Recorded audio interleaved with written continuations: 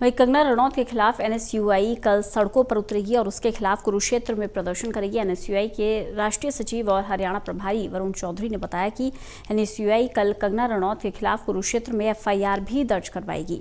वहीं उन्होंने केंद्र सरकार की शिक्षा नीति पर भी सवाल उठाए। इसके साथ ही उन्होंने खट्टर सरकार से छात्र संघ के चुनाव करवाने की भी मांग की। इसको लेकर एनएसयूआई के राष्ट्रीय सचिव और हरियाणा प्रदेश प्रभारी वरुण चौधरी से खास बात की है हमारे संवाददाता अनिल कुमार ने। एनएसयूआई कल कुरुक्षेत्र में कंगना रनौत के खिलाफ प्रदर्शन करेगी। इस समय मेरे साथ हैं एनएसयूआई के राष्ट्रीय सचिव एवं हरियाणा प्रभारी वरुण चौधरी। इनसे जानते हैं कि कल वो कंगना रनौत के खिलाफ क्यों प्रदर्शन कर रहे हैं। जी, हाल ही में आपने देखा होगा कंगना रनौत ने कैसे बेतुका एक बयान दिया था हमारे, और उस बयान के बाद मुझे लगता है पूरे देश भर में और खास तौर में हरियाणा में, क्योंकि हरियाणा के अंदर जो फ्रीडम फाइटर्स का देश की आज़ादी में रोल रहा है वो बहुत बड़ा रोल रहा है, और कैसे उसने देश के हर एक नौजवान को, देश के हर एक नागरिक को कैसे अपमानित करा है। तो इसके खिलाफ कल हम कुरुक्षेत्र में प्रदर्शन भी करेंगे और साथ के साथ कुरुक्षेत्र के पुलिस स्टेशन में एफआईआर के लिए गुहार भी लगाएंगे कि तत्काल कंगना रनौत के ऊपर एफआईआर हो और तुरंत एक बड़ी कार्रवाई हो और ऐसे बेतुके एंटी नेशनल बयान के खिलाफ, जिससे आगे से उसको सबक आ जाए कंगना रनौत को कि देश के फ्रीडम फाइटर्स के खिलाफ और देश की जो आज़ादी में योगदान रहा है देश के सेनानियों का, उनके खिलाफ बोलने से पहले वो संचोक करें और सोचें। वरुण जी, आपने केंद्र सरकार की शिक्षा नीति पर भी सवाल उठाए हैं। क्या कारण है, उसमें क्या खामियां हैं?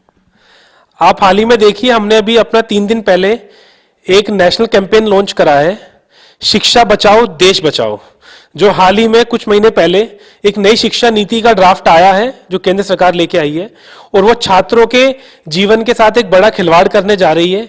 उस पूरे शिक्षा नीति में कहीं भी किसी भी प्रकार के रिजर्वेशन की बात नहीं करी गई, और वो पूरी शिक्षा नीति कहीं ना कहीं प्राइवेटाइजेशन की तरफ एक पहला कदम है बीजेपी और केंद्र सरकार का, कि किस तरीके से देश में सारे कॉलेजेस को, विश्वविद्यालयों को, स्कूल्स को प्राइवेटाइजेशन की तरफ ले जाया जाए और कैसे सिर्फ ये शिक्षा अमीर बच्चों के लिए ही रह जाए और गरीब बच्चों के लिए इस देश में शिक्षा ना प्राप्त करी जाए। तो कल इसको लेकर भी हमारा एक छात्र संवाद है कुरुक्षेत्र में इस न्यू एजुकेशन पॉलिसी के खिलाफ, और इस पूरे अभियान को हम हरियाणा में भी और पूरे देश भर में लेके जाएंगे और छात्रों को जागरूक करेंगे कि इस कोरोना की महामारी के समय की और बहुत महत्वपूर्ण मुद्दे थे, और पीछे से एक ड्राफ्ट लेके आए जिस समय देश का छात्र छात्राएं अपने घर में कोरोना के लॉकडाउन में बंद थे और देश के विश्वविद्यालय बंद थे। वरुण जी, एक छात्र संगठन चुनाव के लिए भी एनएसयूआई आवाज उठा रही है। हाँ, जिक्र करा जाएगा देश में। आप देखिए, अब कहीं ना कहीं कोरोना के बाद, अब सेकंड वेव के बाद हमारे देश के सिनेमा हॉल भी खुल गए, मॉल्स भी खुल गए, स्कूल कॉलेजेस भी खुल गए थे। कुछ पोल्यूशन की वजह से बंद हुए, लेकिन वैसे लगभग सभी देश के विश्वविद्यालय वगैरह खुल गए हैं। तो जो छात्र चुनाव काफी समय से बंद थे हरियाणा में, उसको भी लेकर हमारी हरियाणा की सरकार से गुहार है कि जल्द से जल्द वो छात्र संघ के चुनाव दोबारा खोले।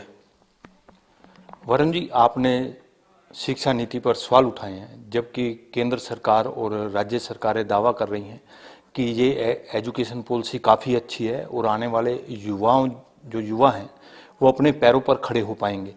तो फिर कांग्रेस क्यों विरोध कर रही है?